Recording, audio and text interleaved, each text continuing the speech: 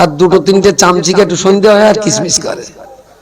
এখন যদি ঘুরিয়ে জিজ্ঞেস করা যায় যে ভদ্রলোকরা এই মশলাটা বড্ড দাদা হুজুর মেনে চলছেন, আবার ওসিয়াতনামার টাকা চেয়ে নেওয়াটা চামচিকে আবার দেখতে পায় না, তখন বেলা উঠে যায়। তো প্রতিবর্তী যে 16 নম্বরে যায় ততক্ষণ বেলা উঠে যায়, চামচিকে আবার ওই ওসিয়াতনামাটা দেখতে পায় না, বেলা উঠে গেলে আবার বাইরে বের হয় না। তো এখন এই চামচিকে কটা যাদের সঙ্গে বিয়ে করেছে তারা কি স্কুলে পড়েছে? কথা বুঝতে পারেননি? চামচিকে কটা যারা লাপাচ্ছে ওদের বউ কটা কি স্কুলে পড়েছে? কিরম মনে হয়? হতেই পারে হয়তো ইট ভাটার রেজা ধরে এনেছে, স্কুলে যায়নি। একবার খোঁজ নেবেন, যদি বলে হ্যাঁ পড়েছে তাহলে কার কাছে পড়েছে? নিমাই ঘোষ না অবিনাশ চ্যাটার্জি? হাই স্কুলে পড়লি তো নিমাই ঘোষ আছে, অবিনাশ চ্যাটার্জিও আছে। মোল্লা মুন্সি দিয়ে বোরকা মুড়ি দিয়ে হিজাবের মতো ঢেকে রেখে পড়ানোটা যদি তোমার কাছে এত কঠিন, জাহান্নামী হারাম হয়, তাহলে তোমার গিন্নি যার কাছে পড়িয়ে চলেছে তো অবিনাশ চ্যাটার্জি। খুব কি ভুল হচ্ছে আমার বলা? মতার সঙ্গে আমারই খাদির কাঁটাটু দিয়ে দিল, যখন বড্ড কিচমিচ করে একবার চেপে দেবেন আর চুপ করবেন। বিরাট ভাবে একটা প্রশ্ন উঠেছে, মেয়েদের এইভাবে জমাত করে পড়ানো ঠিক না। আমি আজ কদিন ধরে দেখছি আর চুপচাপই আছে, খুব জোর ঝড় উঠেছে। মেয়েদের দিয়ে মেয়েদেরকে পড়াতে গেলে প্রথম মেয়ে তো তৈরি করতে হবে নাকি? যে পরিস্থিতি নিয়ে জামিয়া তৈরি, যে পরিস্থিতি নিয়ে খাদিজা তৈরি, যে পরিস্থিতি নিয়ে ফাতেমা তৈরি, জীবননেসা তৈরি, জীবনতলা তৈরি, এতগুলো ছেলে মেয়েদের মাদ্রাসা অল ইন্ডিয়া সুন্নতাল জামাত যদি দায়িত্ব নিয়ে আপনাদের কাছ থেকে টাকা ভিক্ষে করে যদি পরিচালনা করতে না পারতাম, বা আল্লাহ যদি এই কাজ আমাদের দ্বারাতে করিয়ে না নিতেন,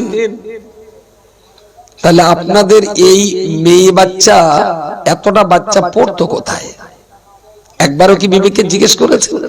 মেয়েদের যদি পুরুষ মাস্টারদের পড়ানো, যদি আমি এখনো বলছি দাদা হুজুর পীর কেবলার নীতি আদর্শ অত্যন্ত উন্নত, এখানে আমাদের বিতর্কের কোনো জায়গা নেই।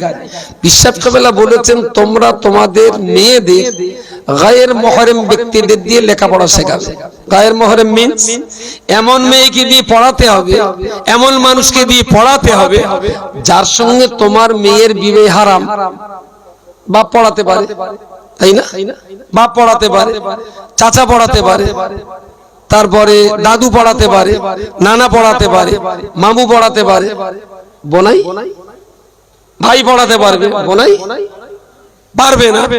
দাদুজুর বলেছেন মোহরেম ব্যক্তি দিয়ে মেয়েদেরকে পড়াতে হবে, তাই তো? আচ্ছা, আমরা যদি এই যে প্রতি বছর এবার খাদিজা থেকে কটা পড়ে 66, এই 5 বছর খাদিজা থেকে মেয়ে ফারেগ হচ্ছে, এখনো পর্যন্ত আমাদের মহিলা মাদ্রাসাতে টিচার ফুলফিল মহিলা আমরা কমপ্লিট করতে পারি। ছোট বয়সে দেখেছি, আর আমার চেয়ে মুফতি সাহেব আরো ভালো দেখেছেন। প্রতিদিন দুপুরবেলা দুটো খেয়ে দিয়ে আব্বা একটা সাইকেল একটা প্যাকেট বাঁধিয়ে, আর আমাদের সাইকেলটা ছিল একটু বড়, 22 গাড়ি না, আমাদের 24 গাড়ি, সিট উইতে আমি পা পাতুম না, প্যাডেলে পা পেতুম না পুরো, ওই একটা প্যাকেট বাঁধিয়ে চলে গেল। তো মা আবার জিজ্ঞেস করছে কোথায় যাচ্ছেন? তা আব্বা বললো দক্ষিণ দাঁড়ায়। আবার একদিন কোথায় যাচ্ছে? খামার পাড়ায়। আবার একদিন যাচ্ছে মা জিজ্ঞেস কোথায়? তাহলে জসাই ঘাটি। একটু বড় হলাম, 2 থেকে 3, তখন বুঝতে শিখলাম আম্মু এই আব্বা রোজ কোথায় যায়? তাহলে ওই মসজিদে একটু মানুষদের নামাজ কালাম শেখাতে যায়। বাইক ছিল না, 4 চাকা ছিল না, সঙ্গী সাথী বিশেষ কেউ ছিল না, ওই একাই যেতেন। আর পাশাপাশি আস্তে আস্তে কিছু লোক জমা হলো। আমার বড় মামা দরবেশ আলী, আমাদের আব্বার এক বন্ধু মৌলভী নূর আলী সাহেব, এরকম কয়েকজন দেখলাম আস্তে আস্তে আব্বার কাছে জুটে গেল। আর আবার মাঝে মাঝে আমাদের বাড়িতে আসতেন। আব্বার এই কাজটা আমরা দীর্ঘদিন করতে দেখেছি, যে মসজিদে যে সঙ্গে কেতাব থাকতো বসিরহাট হুজুরির নামাজ শিক্ষা, দাদা হুজুরির ওসিয়াতনামা, বসিরহাট হুজুরির তরিকাত দর্পণ, এই কয়েকটা বই সঙ্গে করে নিয়ে উনি মসজিদে মসজিদে মানুষদের বসে, খামারপাড়া মসজিদে জোহরের পর, পিল্লাঙ্গা মসজিদে আবার আসরের পর, মাগরিব পড়ে হয়তো মলিয়াপুর মসজিদে প্রতিদিন মুসল্লিদের ডেকে ডেকে বসিয়ে বসিয়ে আব্বা একটু নামাজ কালাম শেখাতেন, যেটা সচক্ষে দেখেছি। আর এই গল্প আমার চাইতে মুফতি সাহেব আরো ভালো জানবেন, উনি আমার চেয়ে 5 বছরের বয়সে বড়, মানে আব্বাকে আরো আগে থেকে উনি লক্ষ্য করেছেন। তারপরে যখন পড়াশোনা ছেড়ে আমরা ফিরে এলাম, আব্বারও বয়স হচ্ছে, আস্তে আস্তে তারও তো গায়ের শক্তি কমছে। বললেন খোকা তোমরা একটু দেখো কি করা যায়, দেশের তো এই হালো কি কর। তো মুফতি সাহেব তখন সংগঠনের সম্পাদক ছিলেন, কাটিয়াহাট, বসিরহাট, তারপরে মালঞ্চ, মিনাখা, বিভিন্ন মসজিদে মসজিদে ইমামদের বলে দেওয়া হলো যে মাগরিবের নামাজ থেকে এশা পর্যন্ত আপনারা একটু বসে মুসল্লিদের একটু নামাজ দোয়া দরুদ একটু শেখান, একটু শেখান। এই হিসাবে আমাদের কাটিয়াতে, বাদুড়িয়াতে, দেগঙ্গাতে, বিভিন্ন জায়গার মসজিদে ইমামরা বয়স্ক মানুষদের নিয়ে পড়াশোনা করানো চলতো, অনেক দিন ধরে চলছে। সেই চলতে চলতে প্রয়োজনের ভিত্তিতে যখন জামিয়া প্রতিষ্ঠা হলো, মুফতি সাহেবের ঘাড়ে দায়িত্বর বোঝা অনেকটাই বেড়ে গেল, তখন আমারে ধরে মোটামুটি সেই ইঁদুর মারা কলে আমারে মাথা দিতে গেলে, তা আমি সেই ইঁদুর মারা কল ঘাড়ে চলতেছি। এখন আমার ঘাড়ে দায়িত্ব আসার পর 2006 সালে যখন ভারতবর্ষের প্রধানমন্ত্রী ছিলেন ডক্টর মনমোহন সিং, ওই আমলে উনি ভারতীয় মুসলিমদের আর্থসামাজিক এবং ধর্মীয় পরিকাঠামো মূল্যায়ন করার জন্য ডক্টর রাজেন্দ্র সাচারকে দিয়ে 5 সদস্যদের একটা কমিটি করে তাদের দায়িত্ব দিলেন যে দেশের মুসলিমদের অর্থনৈতিক অবস্থা আর সামাজিক শান্তি এবং ধর্মীয় শিক্ষা দীক্ষা কেমন, এইটা সারা ভারত থেকে তথ্য নিয়ে জমা করে দিতে হবে। 2 বছর ধরে সাচার কমিশনের এই 5 জন ব্যক্তি পশ্চিমবঙ্গ থেকে শুরু করে তাম ভারতের সমস্ত রাজ্য ঘুরে ঘুরে একটা রিপোর্ট দিলেন প্রধানমন্ত্রীর দপ্তরে। সেই রিপোর্টটা প্রিন্ট হয়ে দেশময় প্রচার হলো, বইটা আছে আমার কাছে, 438 পৃষ্ঠার এত মোটা বড় সাইজের একটা বই। সেই বইটা পড়ে দেখলাম যে ভারতবর্ষের মুসলিমদের ভিতরে শিক্ষায়, স্বাস্থ্যে, ধর্মে এবং অর্থে সবচেয়ে উন্নততর জীবনযাপন করে কেরালার মুসলিমরা।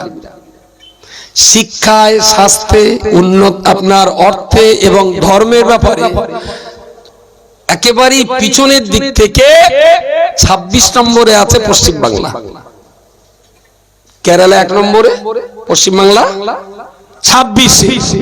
জানলাম কিভাবে না, মনমোহন সিং এর তদন্ত করা এই কমিটির রিপোর্টের ভিত্তিতে।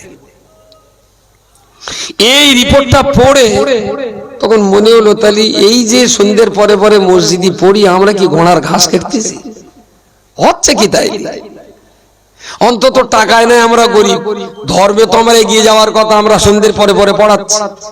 কিন্তু পশ্চিমবাংলাটা কত বড়, আর আমরা পড়াচ্ছি কটুকান জায়গায়। ওই হুঁশ বুদ্ধি তো আমার তখন ভালো হয়নি খুব একটা।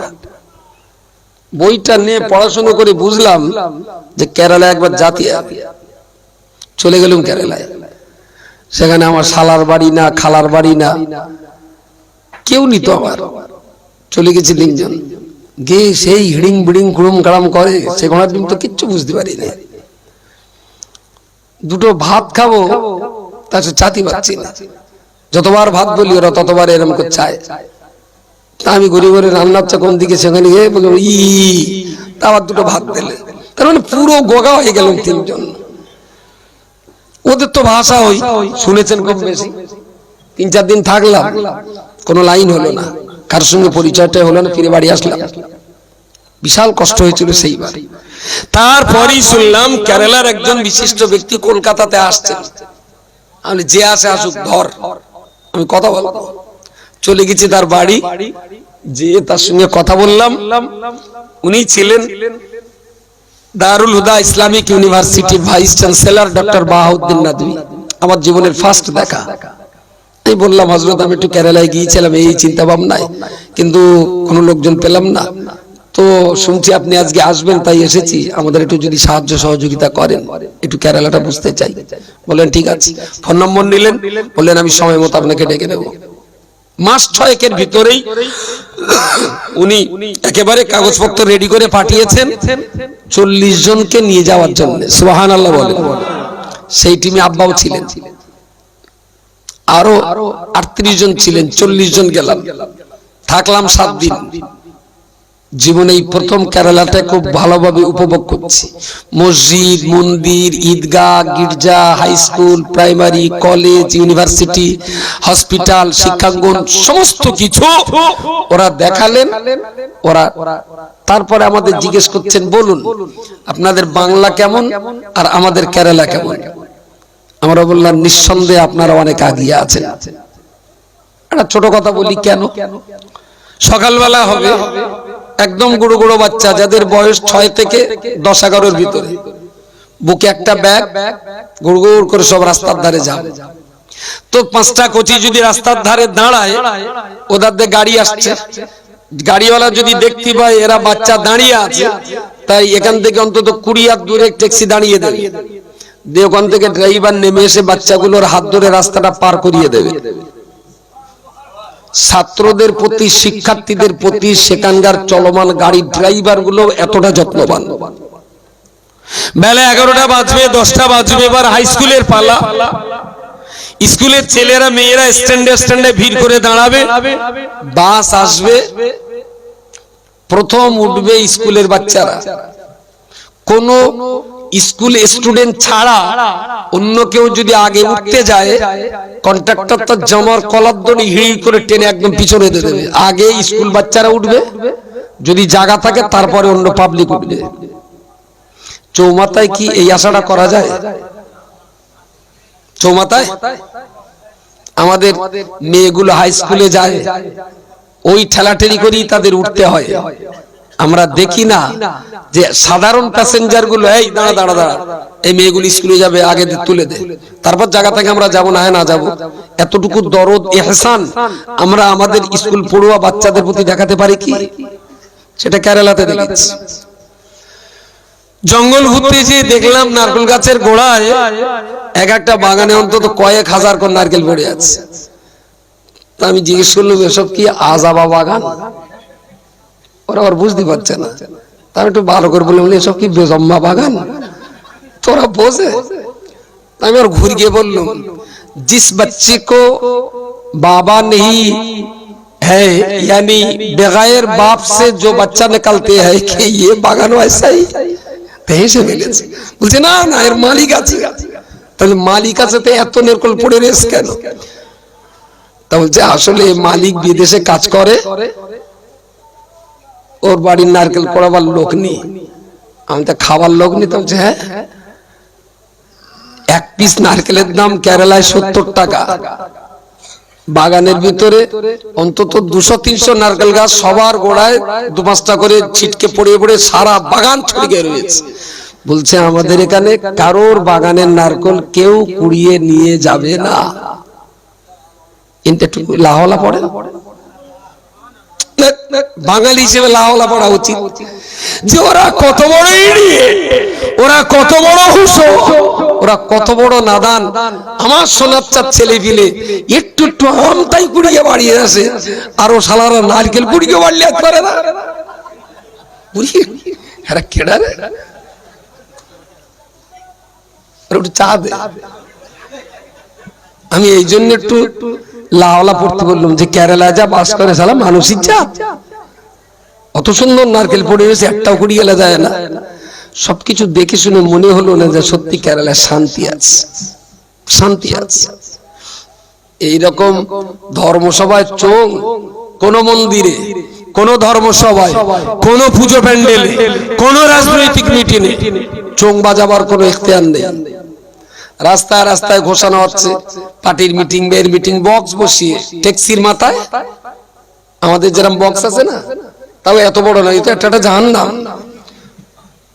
কেন 3টে জোড়া দিলে এরকম হবে, ওইরকম 2টো বক্স, এদিকে একটা ফেরানো, দুই দিকে ফিরিয়ে ট্যাক্সির মাথায় পাবলিসিটি হচ্ছে, কোনো চোখ নেই। মন্দিরের পুরোহিতকে জিজ্ঞেস করলাম, এত বড় একটা পুজো হচ্ছে, এত লোকজন, তা চোখ নেই কেন? ता बोलती चोंग से बहुत ज्यादा आवाज होने से बच्चे लोगों के लिखना पढ़ना का नुकसान होती है। ওরা পড়াশোনাটাকে সব ক্ষেত্রেই গুরুত্ব দেয়, সব ক্ষেত্রে। কোন ধর্ম সভায় গত 4 দিন আগে কেরালায় দুটো প্রোগ্রাম করেছি।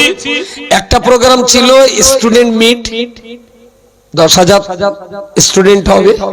পরেরটা ছিল স্টুডেন্ট ওপেন কনফারেন্স, কম বেশি 60 থেকে 70,000 লোক, একটাও চোখ নেই। আর যেখানে সভা হচ্ছে সেখান থেকে আপনি পায়ে হেঁটে 2 মিনিট হেঁটে আর কোনো শব্দ পাওয়া যাবে না। ওরা অতিরিক্ত আওয়াজ করাটা কেউ মেনে নেবে না।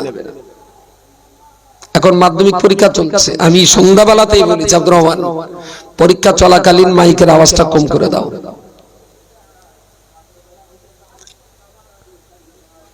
আচ্ছা, ওই একটা যে সভা হচ্ছে, ওই ওয়াজ শুনে এখানকার লোক তাহাজ্জুদ পড়বে?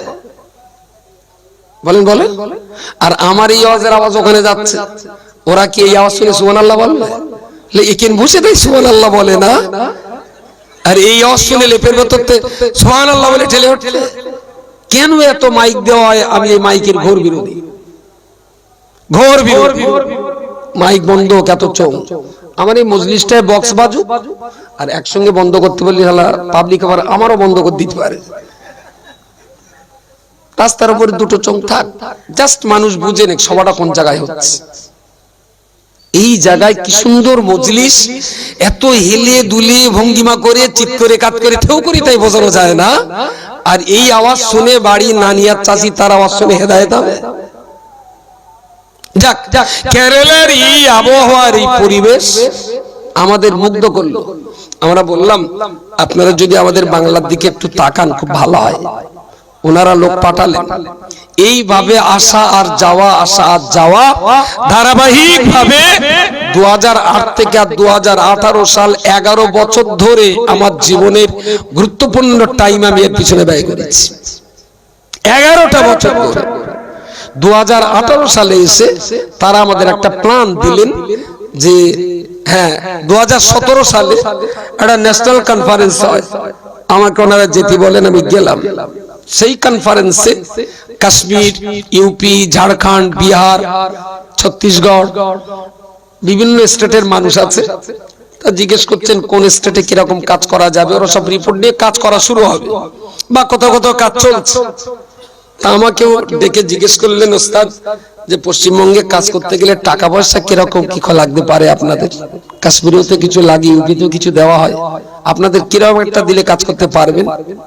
আমি একদম হাসতে হাসতে বললাম, হযরত আমি বাংলা থেকে কেরালায় টাকা নিতে আসিনি, আমি আপনাদের সিস্টেমটা নিতে এসেছি। টাকা পশ্চিমবাংলায় আছে, আমরা মানুষের কাছ থেকে টাকা চাঁদা তুলে দিতে পারবো, টাকা লাগবে না। আপনারা আপনাদের সিস্টেমটা আমাদের দেন, যে সিস্টেমে আপনার এলাকার সব বাচ্চা মক্তবে যায়, সব বাচ্চা স্কুলে যায়, সবাই কোরআন পড়ে, সবাই নামাজ পড়ে, আমাদেরকে সিস্টেমটা দেন, টাকা লাগবে না।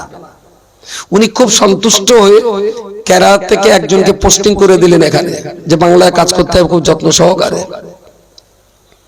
কাজ শুরু হলো 2018 সাল থেকে পড়াতে পড়াতে এটা 2024, মাঝখানে 2 বছর তো এক জলহস্তি এলো, অদৃশ্য জলহস্তি করোনা, 2 বছর তো খেয়ে গেল। সেই 2018 থেকে আর 2024 মাঝখানের এই 4-5 বছরে যে পরিমাণ আমরা আমাদের সমাজের একদম ভিত থেকে বাচ্চাদেরকে তৈরি করতে পাচ্ছি, তাতে কি আগামী 10 বছর পর একটা ভালো কিছু আশা করতে পারবো আমরা?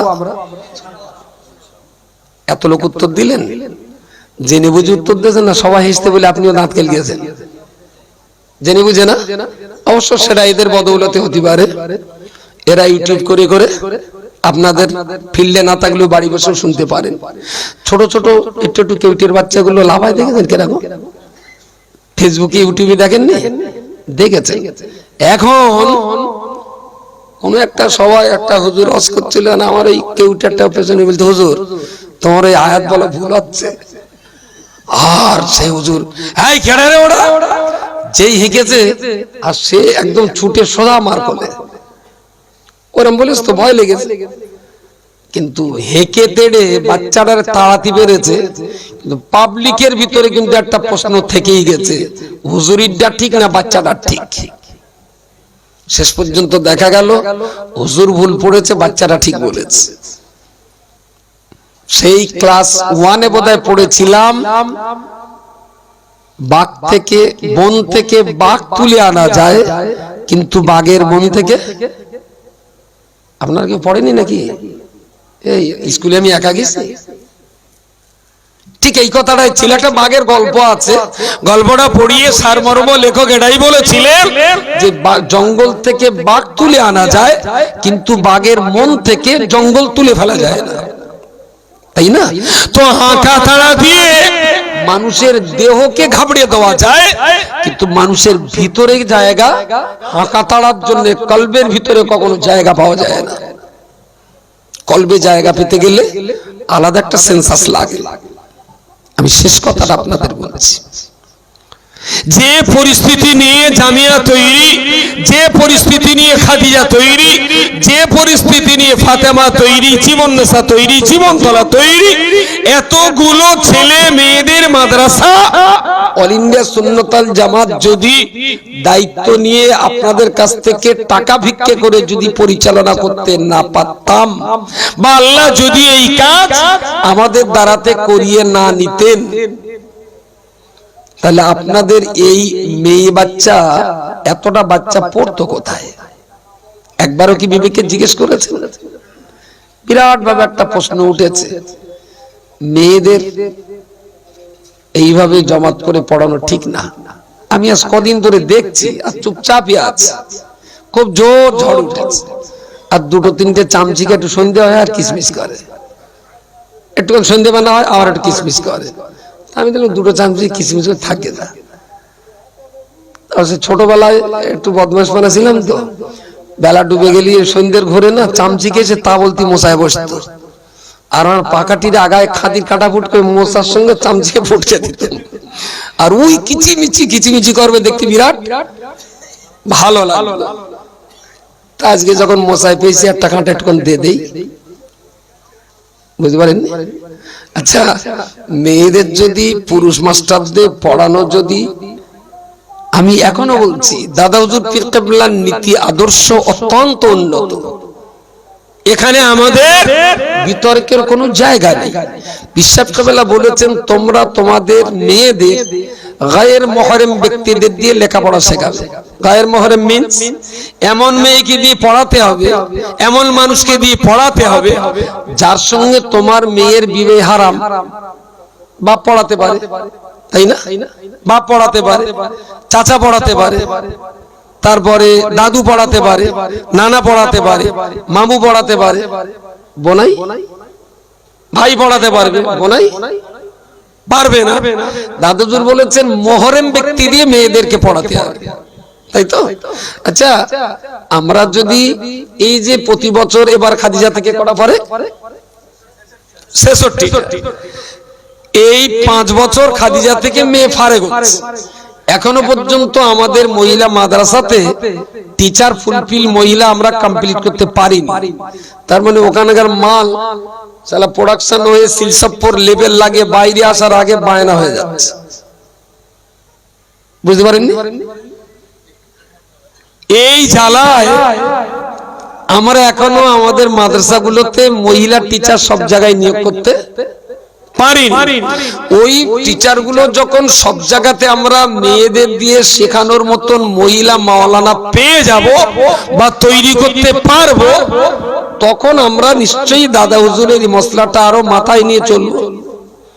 মেয়েদের দিয়ে মেয়েদেরকে পড়াতে গেলে প্রথম মেয়ে তো তৈরি করতে হবে নাকি? কথা বোঝেন? যখন মেয়ে তৈরি হয়ে যাবে তখন আর অসুবিধা হবে না।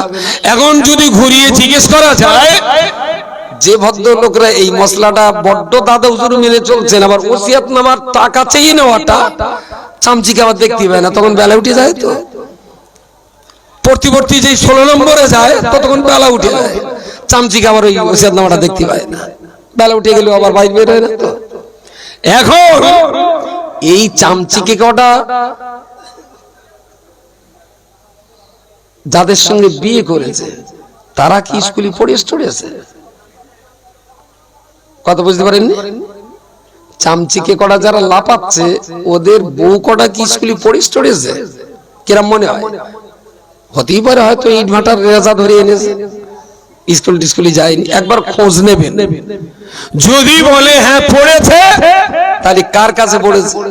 নিমাই ঘোষ না অবিনাশ চ্যাটার্জি? হাই স্কুলে পড়লি তো নিমাই ঘোষ আছে, অবিনাশ চ্যাটার্জিও আছে। মোল্লা মুন্সি দিয়ে বোরকা মুড়ি দিয়ে হিজাবের মতো ঢেকে রেখে পড়ানোটা যদি তোমার কাছে এত কঠিন, জাহান্নামী হারাম হয়, তাহলে তোমার গিন্নি যার কাছে পড়িয়ে চলেছে তো অবিনাশ চ্যাটার্জি। খুব কি ভুল হচ্ছে আমার বলা? মতার সঙ্গে আমারই খাদির কাঁটাটা দিয়ে দিল, যখন বড্ড কিচমিচ করে একবার চেপে দেবেন আর চুপ করবেন। আসলে ইবলিস আর কোনো মতে সহ্য করতে পারছে না সংগঠনের যে কর্মকাণ্ড, যে শিক্ষা। 256টার অধিক কেরালা মডেল স্কুল, এতগুলো পুরুষ মাদ্রাসা, এতগুলো মেয়েদের মাদ্রাসা, এইভাবে যদি আলহামদুলিল্লাহ চলতেই থাকে, আগামী দিন থেকে আমার মডেলের বাচ্চা ইনশাআল্লাহ এইরকম স্টেজে দাঁড়িয়ে যখন বলবে লাইলাতুল কদর খায়রুম মিন আলফিন, ধরে গাড় ধাক্কা দেবে, বলবে শালা তুমি বোতলে যাও, এখানে এসে চুল করে দি। সেদিন বেশি বাকি নেই। যা চললে এদের মাথায় রক্ত উঠে যাচ্ছে, যে পরের উপায়টা কি হবে। আল্লাহর রাস্তায় বলছি, সত্যের মানদণ্ডে দাঁড়িয়ে ফাসাদ সৃষ্টি পছন্দ করি না। জাতির শিক্ষার উন্নয়নে আমরা বারবার বলছি, আপনার কোচিং মক্তবে 2 ঘন্টা পড়ো, বাকি টাইমটা হাই স্কুল, কলেজ, ইউনিভার্সিটিতে পড়ো। একটা গ্রামে যদি 200 বাচ্চা থাকে, তার ভিতরে একটা মাওলানা হোক, একটা হাফেজ হোক, একটা ডাক্তার হোক, একটা পুলিশ হোক, একটা উকিল হোক, একটা বিডিও হোক, একটা এসডিও হোক, একটা সেনাবাহিনীর জওয়ান তৈরি হোক। ভাই একই গ্রামে যদি সব রকমের ছেলেরা যদি সব রকমের শিক্ষা নিতে পারে, সেই গ্রামে সহজে কেউ আঙুল তুলতে পারবে? আমি সব মাওলানা, সব মুফতি, সব হাফেজ আর সব কারি তৈরির পক্ষে না। আমি বলছি মুসলিম মহল্লাগুলোতে একটা একটা গ্রামে সবকিছু একাত্তা করে থাক, তাহলে পরের কাছে আর হাত পাতে ঝামেলা হলে পুলিশ দরকার, হ্যালো করে দিলেই বড় ভাই চলে আসবে। ঝামেলা হলে ভিডিও দরকার, হ্যালো করে দিলে আবার ছোট আব্বার ছেলেটা চলে আসবে। এ ওর ফতোয়া দেশে হ্যালো করে দিলি নব্বার ছেলেটা মুফতি আছে, ওর বলে দেয় ফতোয়াটা দে দে। ঝামেলা হইলে সঙ্গে সঙ্গে গোলাম আলীর বলে দেবো জমিটা মেপে দে। সব তোমার গ্রামে আছে। সবাই মাওলানা হলি গ্রাম উন্নত হবে না, সবাই পুলিশ হলি গ্রাম উন্নত হবে না, সবাই ডাক্তার হলি গ্রাম উন্নত হবে না। আমি বলছি আমাদের একটা একটা গ্রামে সব রকমের শিক্ষিত থাকলে আমার প্রয়োজনে আপনি, আপনার প্রয়োজনে আমি, দেখবেন সমাজ মহল্লা একটা সুন্দর পরিবেশ তৈরি হবে। মুফতি সাহেব আসছেন, তার আলোচনা আপনাদের শুনতে হবে। বাইরে যারা আছেন, ভাই দাঁড়িয়ে আছেন যারা, এই পাশটায় এখনো কিছু ভাইদের জায়গা আছে, শোনা এই পাশে এসো একটু, এই পাশে এখনো জায়গা আছে, বসো। মুফতি সাহেব আসছেন, তার আলোচনা শুনতে হবে। বাইরে যারা আছেন, দূরে যারা আছেন, সবাইকে আমরা ভিতরে আসার অনুরোধ জানাচ্ছি। আমার জন্য দোয়া করুন। আসসালামু আলাইকুম ওয়া রাহমাতুল্লাহ। দরুদ শরীফ। আল্লাহুম্মা